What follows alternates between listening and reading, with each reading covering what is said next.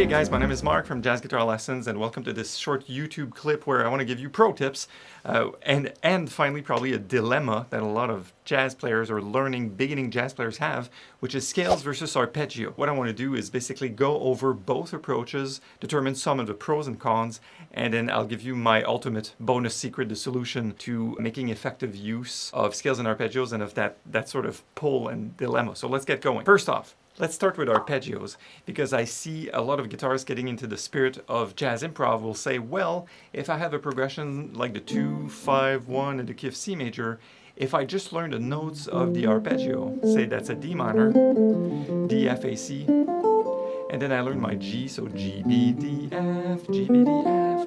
If I learn those,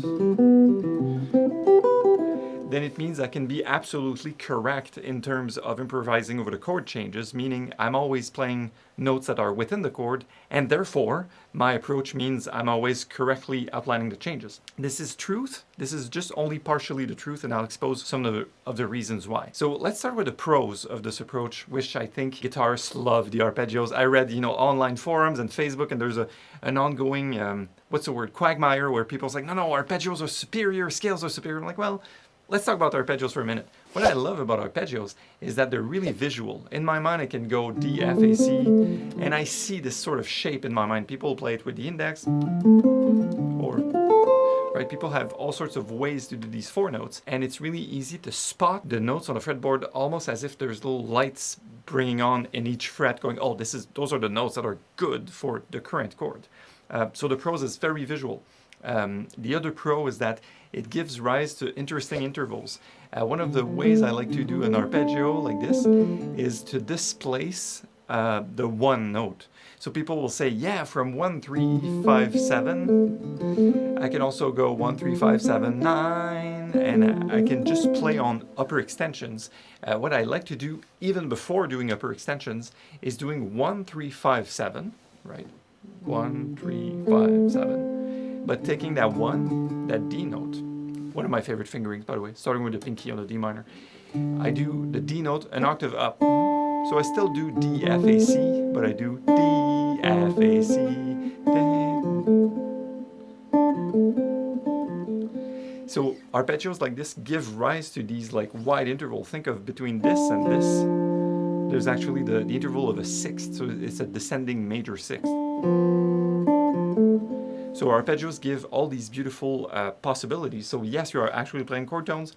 It's very visual, and you have these leaps and bounds within lines that can make them sound more angular with leaps. Now let's talk about the cons. So one of the cons of this is it's limiting in that it's not always easy to add chromaticism. So some people say, well, I go, I will do chromatic from above, from below, but these lines, they can get pretty disjuncted. They're not easy to sing and to follow because they may get too angular. And also another problem is while my mind is fixed, so that's a con, while my mind is fixed on getting to the next arpeggio note or this next leap, maybe that melodic note that I'm playing, I'm losing sight of the lyricism and the natural resolution of it. All right, so I may be more stuck in my visual pattern. I maybe, not necessarily, but I may be more stuck in that visual pattern and forego some very nice melodic lines that may come out of it. So that said, arpeggios are pretty solid. They have their positives, they have their pros, they have their cons, and I really recommend you work on arpeggios because they're part of music. Let's move on to scales. Okay, on the scale side, still, if we're talking about the 2-5-1 in the key of C major, what we would do for the D minor chord, instead of just doing the arpeggio note, we could fill in the scale. So go D, E, F, G, A, B, C. People call this the Dorian mode. And then I can replicate the same approach with my G, which would be G, A, B, C, D, E, F.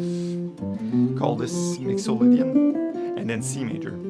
Or some clever beginner may go, oh, those are all the notes of C major, all the white notes on the keyboard, so I may just shred in C major. Well, again, that's a truth. It's not the whole truth, because there's a lot of benefits in going more specific on each chord, and I'll get back to that in a moment. So let's talk about the pros of the scales.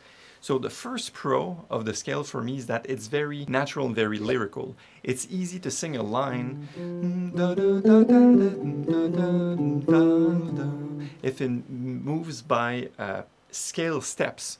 It's the most natural thing. Then again, I'll start with a con. Well, if we're only going up and down scales, your solo can sound pretty boring. Sorry, right? So we're not just there to plug and play scales, right? So that's a con. So the pro is like, it's very lyrical, but it can get too much to the point where it gets boring without leaps and bounds within my improv lines, okay? Another pro that is spectacularly simple is while I learn scales like this, I reinforce my arpeggio shape.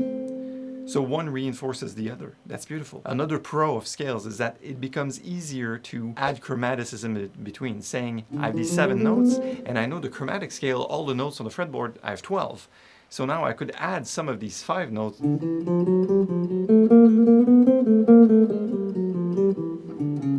I could easily add notes in between because I see the scale in my mind. It's easier to, I live in French, I would say it like this, I sew lines in between. Very tight, like I'm thinking of Pat Metheny lines, almost like tight knots of lines. So scale work lends itself pretty much to that kind of chromaticism. Now, on the con side, for the scales, I would say, well, if it's too scalar, it's like I'm going up and down scales only, it can get pretty bland. Also, to quote George Garzon, the great sax player, he said, well, if I play a scalar mode over a chord, say there's an A minor chord and I play an A minor scale, it's almost like as if I put a blanket on the chord change. It's easy to sort of do it not so well and just to do plug and play. You know, the good old chord scale, Berkeley system, the whole Jamie Aebersold, learn a scale for each chord. It's, again, it's the truth, but it's not the whole truth. It's a portion of looking at scale. So I think it could be done not so well. And a con would be that, well, if I don't know where the connection points are between my scales, so say I'm going from my D minor, going into my G7, scalarly, one of the resolutions could be, that's one idea. That would be another resolution. So there are things that are implied within the tension and resolution of notes.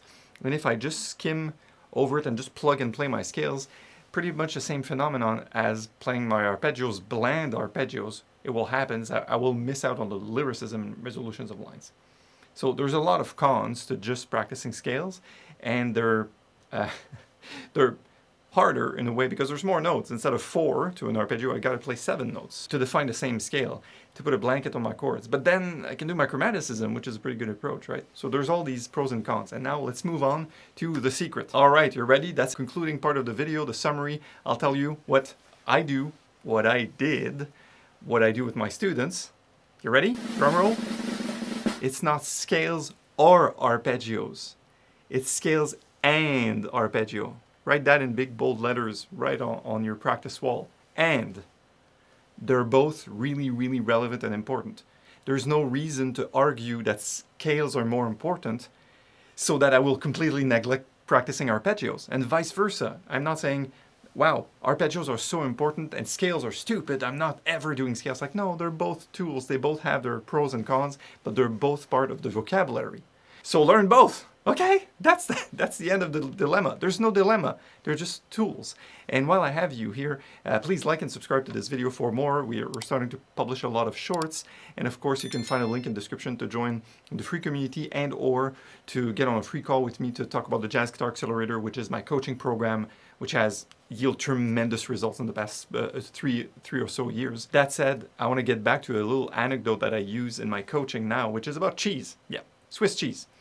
And I'm thinking of a singular approach to, say, improv, like scales or arpeggios, like one approach, or guitones, or transcribing, whatever. It is one slice of Swiss cheese. Bear with me. Imagine I have a plate. It's an empty plate. Then I have a block of Swiss cheese. And I go on the block. It has holes, right? So I will cut a slice and put it flat right on the plate. So there will be holes in the Swiss cheese so that I can touch the plate directly. So here's the point. That's one approach. That's just my scales. Perfect. If I go back to my Swiss cheese and I cut a second slice, I will superimpose that slice on the next one. That's arpeggios, flock. So what are the odds that there's still a hole that I can see through the top all the way to the plate? Well, now there's less chances because I covered more territory. Will some holes be in the same spot? Yeah, perhaps, maybe. But as I stack up the approach, yeah, I go back to the approach and I go guide tones and then I stack up 3 slices of Swiss cheese. Yes, individual approaches have their shortcomings, have their holes, but my goal is for me not to go through all the way through the plate. I think I saw this in, it was probably in IT security, computer hacking, or physical security, I mean secret services, you know, government. They will say, well, we have several layers and none of them is perfect, but all stacked together, chances are you're not going to see through all the slices of Swiss cheese. So that's my approach, that's my thing with you. I'm just saying, well, there's no singular thing that will yield all the benefits. There's no holy grail, there's no secret pill, there's no magic scale, because if it were the case, think about it. We would look at the world of, say, music playing and say, composers and improvisers and whatever, and we'd say, well, here are the guys on this side that figured out the secret, and here are the guys that have yet to discover the secret. It's not like that. Everyone has different tastes, different levels, different interests, inclinations. Some people like to play fast, some people don't. Some people improvise, some people don't. So that's all fine. So there's no really magic pill other than to pursue what you find sounds good, integrate it into your playing, and then deliver it to the world. It is a form of communication. It is an abstract form of rendering some thoughts in abstract form, right? Jazz improvisation to me is not just a style of music. It's sort of a way of communicating a certain message that's pretty vague and ambiguous. And it's like, oh, look at how, you know, glass of red wine.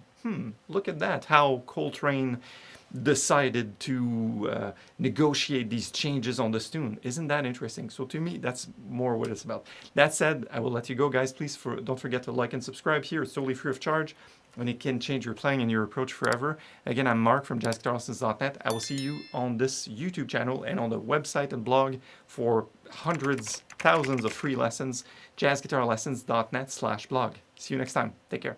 Bye.